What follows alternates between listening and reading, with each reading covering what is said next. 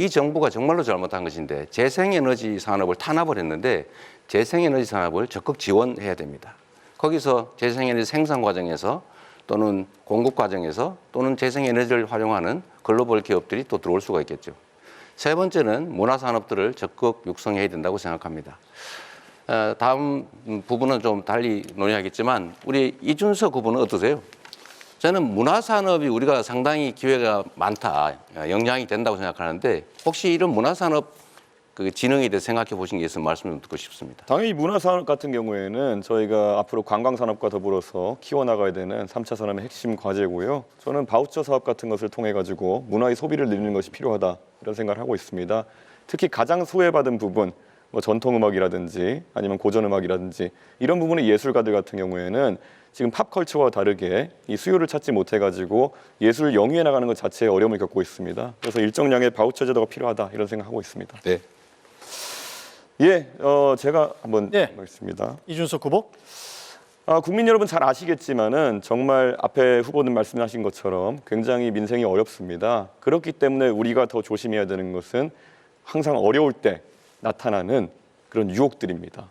지금 보면 오늘 저는 아마 이재명 후보께서 많은 정책을 얘기하시겠지만은 다 해준다 얘기하실 겁니다. 이것도 해주고 저것도 해주고 다 돈이야 뭐 땡겨 쓰면 된다 이렇게 말씀하실 텐데요.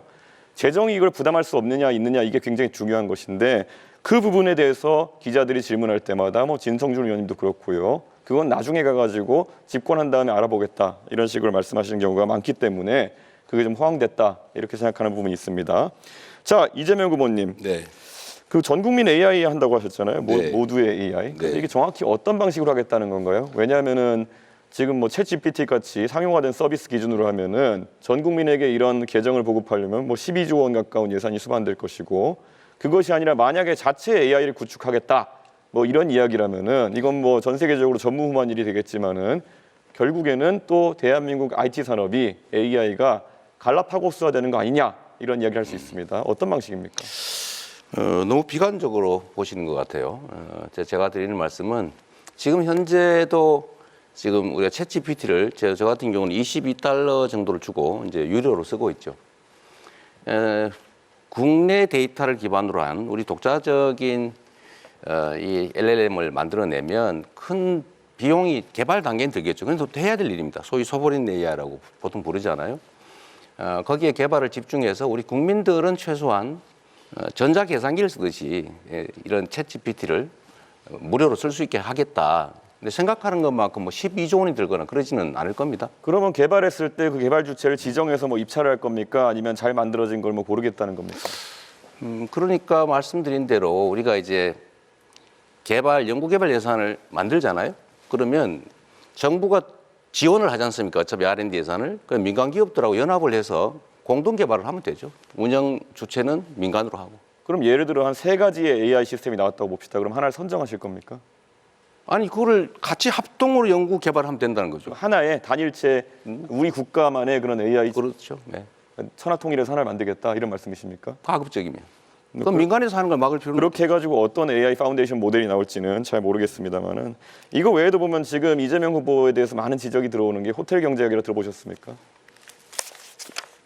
본인이 지어낸 말이죠. 그건 성장을 말한 게 아니고 경제 순환이 필요하다는 걸 극단적으로 단순화해서 설명한 거예요. 그럼 그 경제 순환을 했을 때 이게 결국에는 케인지언 승수 효과 같은 것을 노리고 하신 말씀이십니까? 아니면 어떤 취지입니까? 승수 효과 얘기를 한 거죠. 예를 들면 돈이란 고정돼 있으면 있어도 없는 거와 같죠. 근데 한 번 쓰여지느냐, 2번 쓰여지느냐, 3번 쓰여지느냐에 따라서 경제가 순환이 되면 그 자체에서도. 근데 이 그림 그리신 걸 보면은 도는 과정에서 돈이 사라지지 않고 계속 그 한계 소비 성향이 1로 해가지고 계속 돌거든요. 무한동력입니까 그러면? 그 그림을 그린 것은 내가 그린 게 아니고. 본인 말씀하신 거 그대로 그렸던데요. 어디가 잘못된 겁니까? 예를 들면 그건 예일 뿐이다라고 생각하시면 좋을 것 같아요. 근데 그때 잘못됐다 생각하셨다면 왜 며칠 전에 또 하셨어요? 저는 그게 왜 잘못됐습니까? 그럼 그렇게 1로 계속 돕니까 소비 성향이? 일로 돌지는 않죠. 그건 극단적인 예를 한번 들어본 거라니까요. 왜 그렇게 단순하세요? 단순하게 말씀하셨잖아요. 근데 이걸 이해하기 쉬우라고 단순하게 말한 거예요. 호텔이 취소한다는 부분까지 완벽하게 그림의 인들을 말씀하시지 않습니까? 그럼요. 그런 것처럼 경제는 순환이 중요하다. 아니 저는 이재명 후보님께 명쾌하게 좀 해명하실 기회를 드리는 건데 그냥 그게 그런 거다 이러고 가시면 되겠습니까? 저는 충분히 설명해서 이해를 못 하시는 것 같아요. 아, 그런 겁니다. 그래요. 예, 이재명 후보님 정년 연장을 하실 계획이라고 이제 들었는데 이렇게 되면 젊은 세대의 일자리는 악영향을 주는 거 아닙니까? 글쎄, 그 점에 대해서 동의하기 어렵습니다. 젊은 세대도 많이 동의하고 있고요. 젊은 세대의 일자리와 정년이 늘어난 일자리가 반드시 일치하지는 않습니다. 그러니까 매번 이런 식으로 답변하실 것 같으면은 정년 연장도 하고 젊은 세대도 일자리가 늘어난다 이렇게 답하실 거면은 도대체 무슨 토론을 하자는 건지 잘 모르겠습니다. 정년 연장하는데 어떻게 청년 일자리가 늘어납니까? 너무 극단적이십니다. 예. 예, 네, 제가 그럼 다음. 김문수 후보 발언하시죠. 예, 이재명 후보는 그저께 전북 군산 유세를 가셔가지고 네. 커피 한 잔의 원가가 120원이라고 발언하셔가지고 지금 뭐 굉장히 시끄럽죠. 어떻게 커피 원가가 지금 또 120원이라고 생각하십니까? 역시 이것도 하나의 예인데 이 말에는 맥락이라는 게 있죠. 제가 말씀드린 것은 커피의 원재료 값은 제가 말씀드렸던 2019년 봄경 정도에는 120원 정도 한 게 맞아요. 거기는 인건비나 또는 시설비 같은 게 감안되지 않은 거죠. 그러니까. 원료값이 이 정도 드니까 가게를 바꿔서 지원해 줄 테니 새로 만들어서 닭죽을 파는 것보다는 더 나은 환경에서 더 나은 영업을 하도록 지원해 주겠다. 이 말을 한 건데 그 말을 떼내 가지고 그렇게 왜곡하시면 아니 그 말씀이 아니고 제 말씀은 그러면 닭죽 파는 사람들에 비해 가지고 커피가 굉장히 돈이 폭리를 취하는 것처럼 이렇게 돼서 굉장히 분노를 많이 하고 있는데 이런 점은 굉장히 저는 안타깝게 생각하고요. 그러니까 원가 자체가 뭔지에 대한 부분이 그렇고 그것만 넘어가겠습니다. 넘어가지 마시고요. 그다음에 그럴 기회가 있으니까. 예, 제가 조금 질문하겠습니다. 지금 이재명 후보님은 지금 노란봉투법을 또 대통령이 되시면 밀어붙일 생각입니까? 그동안 우리가 노란봉투법에 대해서는 2번이나 거부권을 행사했습니다. 근데 또 지금 밀어붙이실 계획입니까? 그건 대법원 판례가 이미 인정하는 것이고요. 그 국제노동기구에서 다 인정하는 거라서 당연히 해야 됩니다. 그런데 이 노란봉투법은 사실 헌법에도 안 맞고 이거는 민법에도 안 맞고 이 법에 안 맞는 그런 계약 자체로 성립되지 않는 부분인데 이게 어떻게- 이런 부분에 대해서 이렇게 계속 무리하게 밀어붙이시면 사실 우리나라에서 기업을 할 수 있겠느냐 이죠. 그래서 계약하지 않은 사람들한테도 계속 쟁의를 요구하고 이렇게 해서 될 수 있겠느냐. 그런 점에서 이거는 반드시 제고돼야 될 점으로 봅니다. 그다음에 또 하나 묻겠습니다. 이건 반도체 질문이었어요? 특별법. 예, 질문이었어요? 예, 조금 반도체 특별법을 제정하는데 원래 이재명 후보께서는 처음에는 이걸 왜 그거 못 해주겠나 이러다가 나중에 주 52시간제 예외라도 이거 해달라는 최소한의 요구입니다. 이거는. 그런데 이런 부분에 R&D를 하고 연봉이 상당히 높고 건강권이 보장되면은 주 52시간제 예외를 해달라는 거 이 법도 안 해줘가지고 제가 고용노동부 고시로서 그냥 그걸 해드렸습니다. 그런데 이렇게 하고 본인이 이 뭐 기업을 지원하겠다, 또 반도체 부분을 지원하겠다 이렇게 말씀하시는데 이게 상당히 모순되는 이야기 아닙니까? 말씀을 드리면 노동부 장관으로 본인이 직접 그렇게 말씀하셨죠. 3개월 단위의 유연제를 6개월로 늘려주면 충분하다. 네. 노동시간을 총 노동시간을 늘리지 않고 노동시간 변형에 따른 수당을 다 지급한다면 기존에 있는 제도를 활용하는 것보다 좋은 제도가 아니어서 필요하지 않다. 그러니까 그 6개월로 늘리는 걸 도와달라는 게 정부 입장이었잖아요. 네, 그렇습니다. 그런데 뭐 어쩌라고요?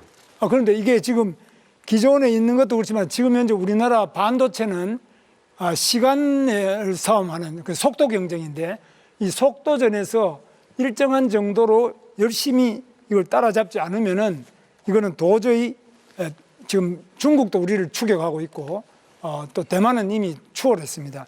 이런 상태에서 R&D 부분이라도 네. 이 반도체 부분의 건강을 유지하면서 R&D 하는 부분 또 연봉이 일정한 되는 분들은 이 부분에 52시간제 예외를 조금 보장하자. 이것도 안 해주면서 어떻게 그럼 우리나라 기술은 어떻게 개발하고 다른 나라하고 경쟁이 되겠습니까? 노동부 장관답지 않은 말씀이신데요. 52시간제 예외를 할 때 총 시간을 늘리지 않고 변형에 따른 수당을 다 지급하면 기존에 있는 예외 제도 4개보다 못한 제도라서 필요가 없다. 이렇게 결론 났잖아요.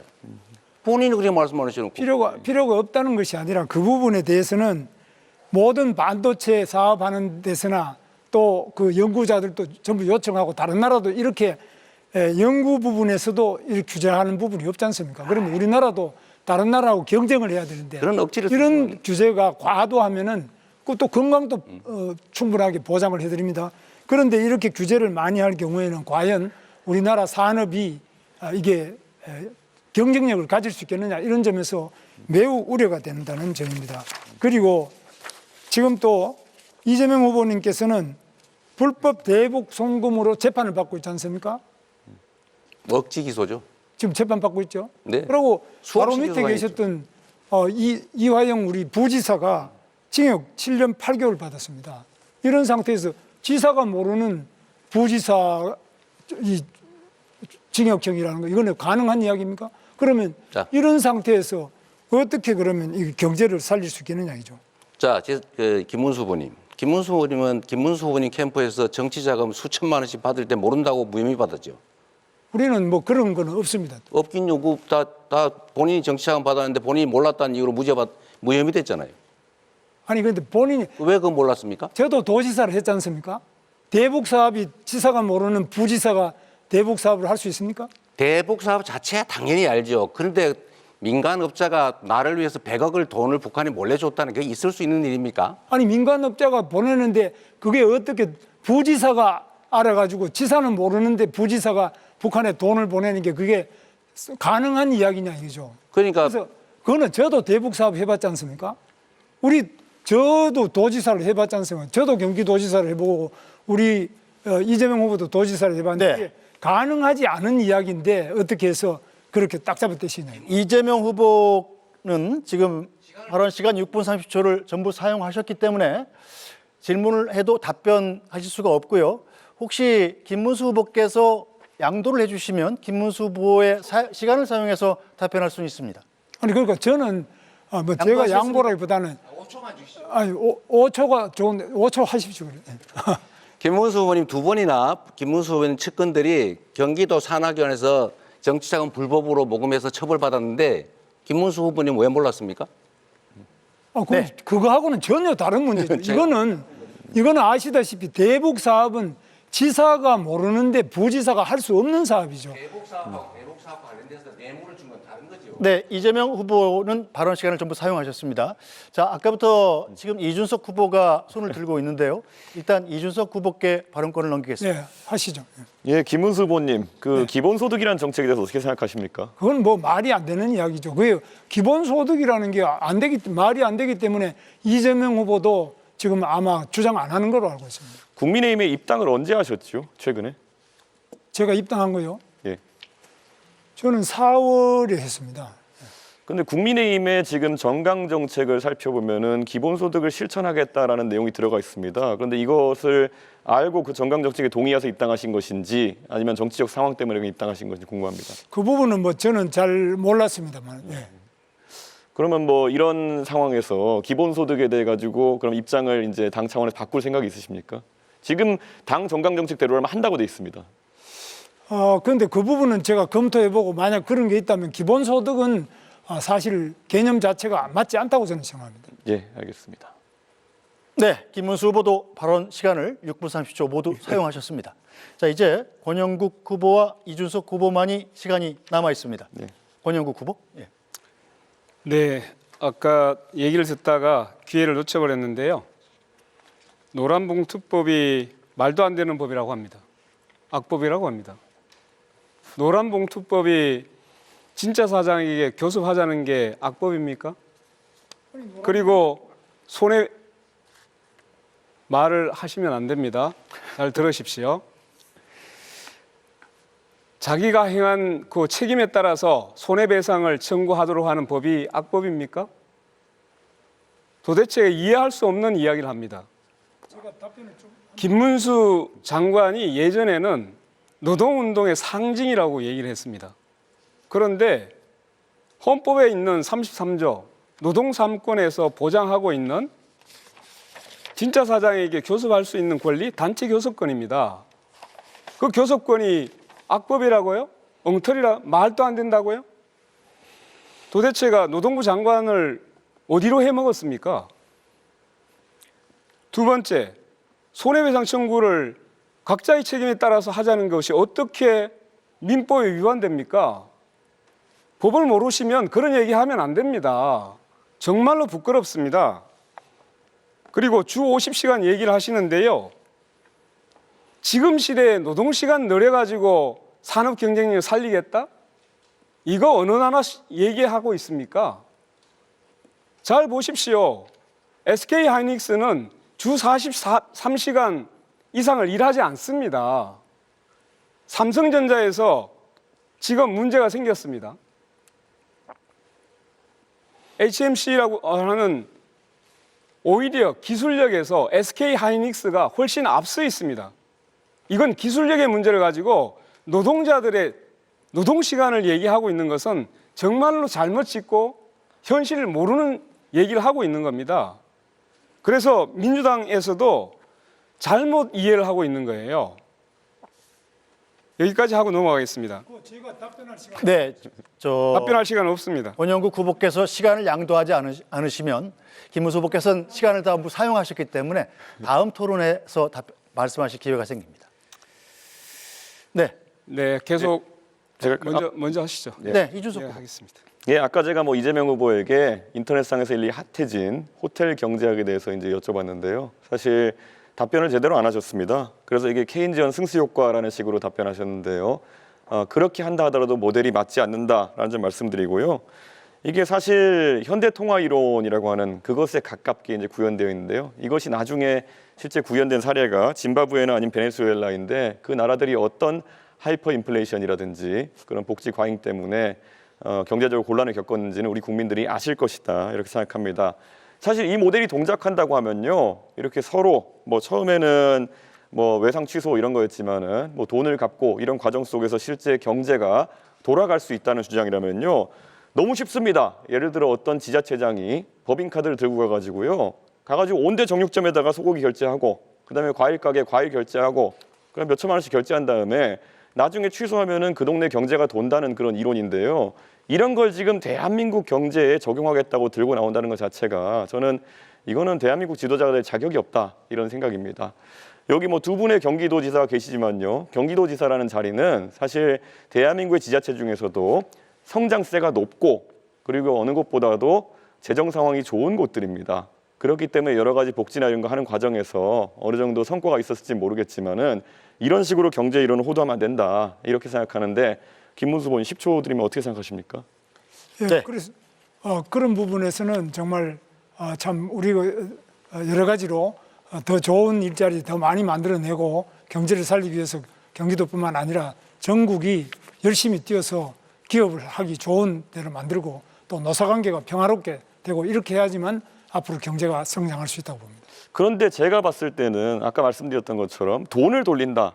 경기도지사를 하셨기 때문에 알겠지만은 성장하지 않고 이런 식으로 지역 화폐를 돌린다 이런 식으로 해가지고 사람들의 소득이 높아지고 이런 게 가능한지 행정을 해보셨으니까 궁금하거든요. 그거는 이미 학계에서도 다 그거는 불가능하다. 그거는 그냥 안 된다는 게 다 나와 있고요. 실제로 지금 경기도에서도 할 수 있는 것이 기업을 유치하거나 또는 불가피하게 어려운 분들에 대해서는 무한 돌봄, 복지를 해줘야 됩니다만 가만히 있는 사람한테 괜히 그냥 돈을 나눠준다든지 이런 발상 자체가 잘못됐습니다. 그건 굉장히 도덕적 해이와 우리 경제를 망치고 정신을 망치는 일이라고 생각합니다. 네, 원영국 후보. 네, 그 민생 경제와 관련해서 가장 어려운 부분 한번 말씀을 한번 드려보겠습니다. 지금 이 나라에는 1,300만 명의 그 노동자가 근로기준법의 보호를 받지 못하고 있습니다. 5인 미만 사업장 노동자들, 아르바이트, 특수고용직, 플랫폼 노동자, 프리랜스, 고용인 없는 자영업자들이 무권리 상태에서 일을 하고 있습니다. 근로기준법은커녕 최저임금도 4대 보험도 퇴직금도 없습니다. 노조도 만들기 힘들고 해고돼도 구제받을 방법이 없습니다. 저 권영국이 이렇게 말씀드립니다. 일하는 모든 노동자들에게는 최저임금, 4대 보험, 퇴직금 정도는 보장받아야 하는 이런 사회가 되어야 합니다. 노동이 강한 나라가 선진국입니다. 이 부분에 대해서 일하는 모든 노동자들에게 최소한 최저임금, 4대 보험, 퇴직금 이거 보장받아야 되지 않겠습니까? 제가 10초만 드리겠습니다. 이재명 후보님께 답변 주시죠. 앞으로 당연히 그런 방향으로 가야죠. 다만 경제력이 감당할 수 있느냐 문제일 텐데 저는 우리 경제력 수준이 지금도 어느 정도는 되고 지금 하자는 건 아니고 경제력 수준을 좀 더 올려서 그게 가야 된다고 생각합니다. 네네. 네. 자, 계속하겠습니다. 지금 여러 가지 이제 재정이 쓰여야 할 그 여러 투자도 말씀하시고 하시는데 윤석열 정부는 부자 감세에 밀어붙였습니다. 법인세, 상속세, 종부세 다 낮추고 이 부담들이 서민에게 전가되고 있습니다. 그런데 이런 감세 때 안타깝게도 민주당도 국회에서 합의를 했습니다. 정말 유감입니다. 지금 현재 기후위기, 관세, 전쟁 이런 상황에서 확대 재정이 필요할 텐데 부자 감세를 계속 서로 경쟁적으로 하고 있어서 대단히 유감스럽습니다. 저는 복구하겠습니다. 네, 권영국 후보도 총량 시간을 모두 사용하셨습니다. 이준석 후보만 45초 남아 있습니다. 예, 최근에 양당에서 4.5일제, 주 4.5일제 하겠다는 이야기를 하고 민주당 같은 경우에 4일제까지 가겠다 이런 말씀을 하고 계시는데요. 저는 궁금한 것이 임금의 감소가 없는 주 4.5일제를 어떻게 하겠다는 것인지, 말 그대로 기업에게 온팡지게 다 넘기겠다는 건 아닌지 이재명 후보 입장이 궁금합니다. 10초 드리겠습니다. 당연히 임금 감소가 없이 4.5일제로 가야 되고요. 그거는 앞으로 우리가 점진적으로 타협을 통해서 나아가야 된다. 우리 방향을 얘기하는 겁니다. 예, 지금 확인하신 것처럼 이재명 후보는 어떻게가 빠져 있고 그냥 이렇게 하겠다 저렇게 하겠다 이런 말씀만 하고 있습니다. 원래 사람들이 어려울 때 옆에 사이비 종교가 다가오는 것처럼 가장 위험한 형태의 사람이다 말씀드리겠습니다.